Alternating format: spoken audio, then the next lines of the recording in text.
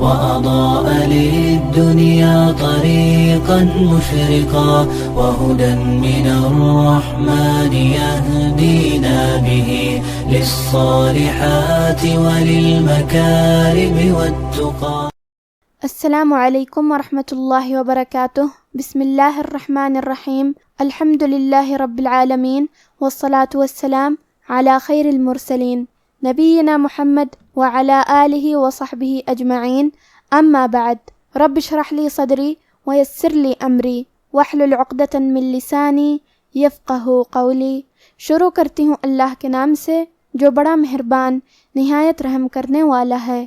باذن اللہ آج کے درس نمبر 239 میں سورۃ یاسین آیت نمبر 1 سے آیت نمبر 8 تک کی شرح اور ترجمہ سماعت فرمائیں گے.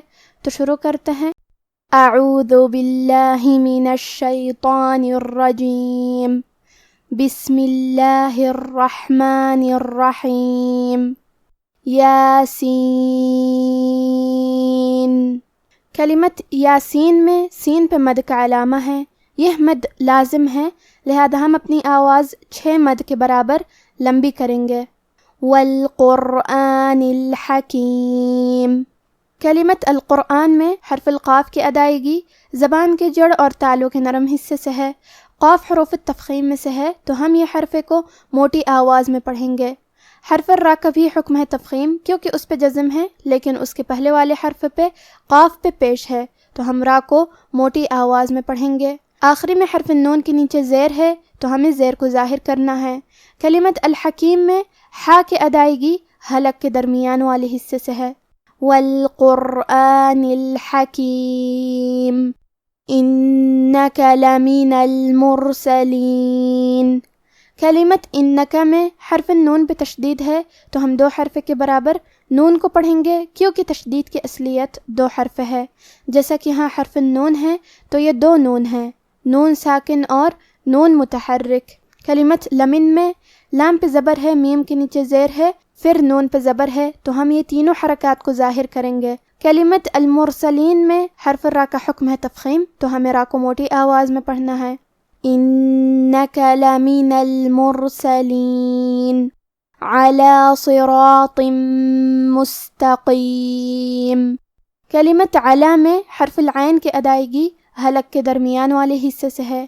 کلمت صراط میں صاد حروف التفخیم میں سے ہے تو ہم یہ حرف کو بھاری آواز میں پڑھیں گے. حرف را پہ زبر ہے تو یہاں را کا حکم ہے تفخیم، ہمیں حرف را کو موٹی آواز میں پڑھنا ہے. اور کیونکہ اس کے بعد مد الف ہے، مد الف اپنے پیچھے والے حرف کا حکم لیتا ہے تفخیم میں اور ترقیق میں، لہذا ہمیں مد الف کو بھی بھاری آواز میں ادا کرنا ہے. آخری میں حرف الطو ہے، طو حروف التفخیم میں سے ہے تو ہم یہ حرف کو موٹی آواز میں پڑھیں گے. صراط. کیونکہ طو کے نیچے تنوین زیر ہے، پھر حرف المیم ہے کلمت مستقیم. میم حروف الادغام بغنہ میں سے ہے اور ادغام کا معنی ہے حرف کو حرف میں داخل کرنا، تو ہم یہ تنوین کو میم میں ملا کے غنہ اور تشدید کے ساتھ یہ حکم کو ادا کریں گے. صراط مستقیم. کلمت مستقیم میں سین ساکن ہے لہذا ہمیں سین کو ہمزے سے پڑھنا ہے. ہمزے کا معنی ہے حرف کی آواز ایسے کمزور ہو کہ اس میں پستی پائی جائے، تو ہم یہ کلمہ کو ایسے پڑھیں گے. مستقیم علی صراط مستقیم تنزیل العزیز الرحیم. کلمت تنزیل میں نون ساکن ہے، پھر حرف زے ہے. زے حروف الاخفاء میں سے ہے اور اخفاء کا معنی ہے چھپا دینا، تو ہم نون ساکن کو چھپاتے ہوئے اور غنہ کے ساتھ یہ حکم کو ادا کریں گے. تنزیلا. آخری میں لام پہ زبر ہے تو ہمیں زبر کو ظاہر کرنا ہے. کلمت العزیز میں آخری میں زے کے نیچے زیر ہے تو ہم زیر کو ظاہر کریں گے. کلمت الرحیم میں را پہ تشدید ہے تو ہم 2 حرف کے برابر را کو پڑھیں گے. تنزیل العزیز الرحیم لتنذر قوما ما انذر آباؤهم فهم غافلون. کلمت لتنذر میں نون ساکن ہے، پھر حرف الدال ہے. دال حروف الاخفاء میں سے ہے تو ہم یہ حکم کو غنہ کے ساتھ ادا کریں گے. لتنذر. دال کی ادائیگی زبان کے سر اور اوپر والے دانتوں کے اندرونی کناروں سے ہے۔ آخری میں حرف الراء پہ زبر ہے تو ہم حرف الراء کو موٹی آواز میں پڑھیں گے۔ کلمت قومن کے آخری میں میم پہ تنوین زبر ہے، پھر حرف المیم ہے کلمت ما، میم حروف الادغام بغنہ میں سے ہے تو ہم یہ حکم کو غنہ اور تشدید کے ساتھ ادا کریں گے۔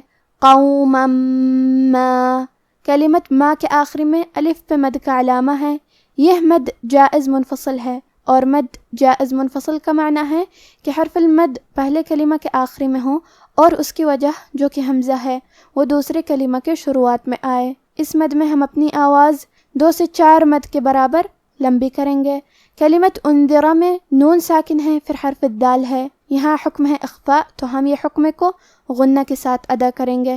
انذرا، کلمت آباؤہم میں الف پہ مد کا علامہ ہے، یہ مد واجب متصل ہے، اور مد واجب متصل کا معنی ہے کہ حرف المد اور اس کی وجہ جو کہ حمزہ ہے دونوں ایک ہی کلمہ میں ہوں۔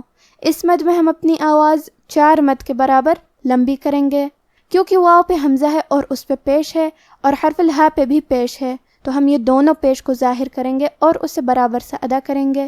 آباؤہم،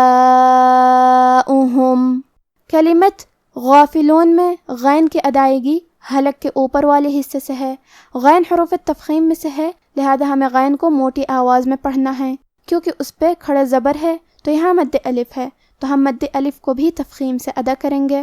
غافلون، لتنذر قوما ما انذر آباؤهم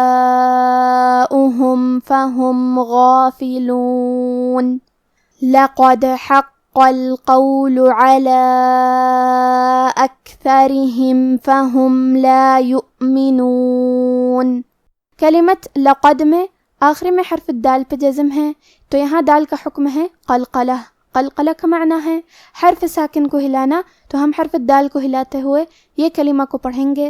لقد، کلمت حق میں قاف پہ تشدید ہے تو ہم 2 حرف کے برابر قاف کو پڑھیں گے اور اسے موٹی آواز میں بھی، کیونکہ قاف حروف التفخیم میں سے ہے۔ کلمت القول کے آخری میں لام پہ پیش ہے تو ہم پیش کو ظاہر کریں گے۔ کلمت علا میں لام کے بعد کھڑا زبر ہے اور اس پہ مد کا علامہ ہے، یہ مد جائز منفصل ہے تو ہم اپنی آواز 2 سے 4 مد کے برابر لمبی کریں گے۔ کلمت اکثرہم میں کاف ساکن ہے تو ہم کاف کو ہمزے سے پڑھیں گے۔ اکثرہم، فا کی ادائیگی زبان کے سر اور اوپر والے دانتوں کے اندرونی کناروں سے ہے، کیونکہ را کے نیچے زیر ہے تو یہاں را کا حکم ہے ترقیق، ہم حرف الرا کو پتلی آواز میں پڑھیں گے۔ کلمت یؤمنون میں واو پہ حمزہ ہے اور اس پہ جزم ہے تو ہمیں جزم کو ظاہر کرنا ہے اور حمزہ کی ادائیگی حلق کے نیچے والے حصے سے ہے۔ لقد حق القول على أكثرهم فهم لا يؤمنون، إنا جعلنا في أعناقهم أغلالا فهي إلى الأذقان فهم مقمحون، کلمت انا میں حرف النون پہ تشدید ہے تو ہم 2 حرف کے برابر نون کو پڑھیں گے۔ کلمت جعلنا میں لام ساکن ہے تو ہمیں لام کو ظاہر کرنا ہے۔ کلمت فی کے آخری میں یا پہ مد کا علامہ ہے، یہ مد جائز منفصل ہے تو ہم اپنی آواز 2 سے 4 مد کے برابر لمبی کریں گے۔ کلمت اعناقہم میں عین ساکن ہے تو ہمیں عین کو ظاہر کرنا ہے۔ قاف اور ہا کے نیچے زیر ہے تو ہم یہ دونوں زیر کو ظاہر کریں گے اور اسے برابر سے ادا کریں گے۔ اعناقہم، کلمت اغلالن میں غین ساکن ہے تو ہمیں غین کو ظاہر کرنا ہے اور ہم یہ حرف کو موٹی آواز میں پڑھیں گے۔ آخری میں لام پہ تنوین زبر ہے، پھر حرف الفا ہے کلمت فہیہ، فا حروف الاخفاء میں سے ہے تو ہم یہ حکم کو غنہ کے ساتھ ادا کریں گے۔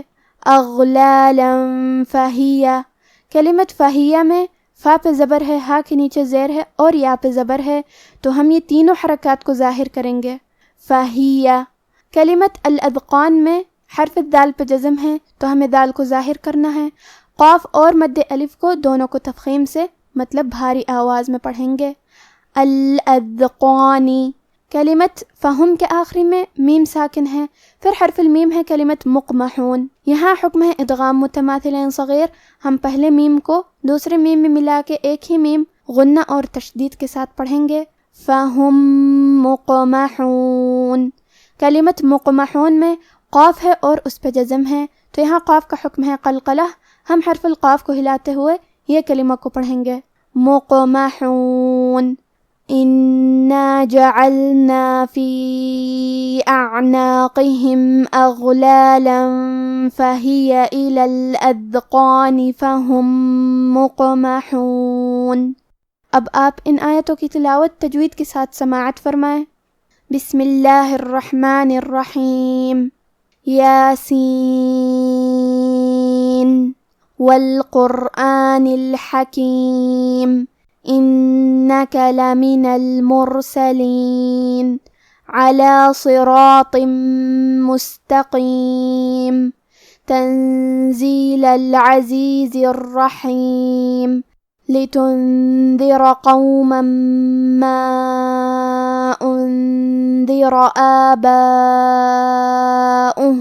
فهم غافلون لقد حق القول على أكثرهم فهم لا يؤمنون إنا جعلنا في أعناقهم أغلالا فهي إلى الأذقان فهم مقمحون. یاسین، قسم ہے قرآن کی جو حکمت سے بھرا ہوا ہے. اے محمد صلی اللہ علیہ وآلہ وسلم، بے شک تم پیغمبروں میں سے ہو، سیدھے رستے پر ہو. یہ قرآن غالب و مہربان کا نازل کیا ہوا ہے تاکہ تم ان لوگوں کو جن کے باپ دادا کو خبردار نہیں کیا گیا تھا خبردار کر دو کہ وہ غفلت میں پڑے ہوئے ہیں. ان میں سے اکثر پر اللہ کی بات پوری ہو چکی ہے، سو وہ ایمان نہیں لائیں گے. ہم نے ان کی گردنوں میں طوق ڈال رکھے ہیں اور وہ ٹھوڑیوں تک پھنسے ہوئے ہیں، تو ان کی گردنیں اکڑی ہوئی ہیں. آج کا ہمارا درس یہیں ختم ہوتا ہے. وفقنا اللہ وإیاکم لما یحبہ ویرضاہ. والسلام علیکم ورحمۃ اللہ.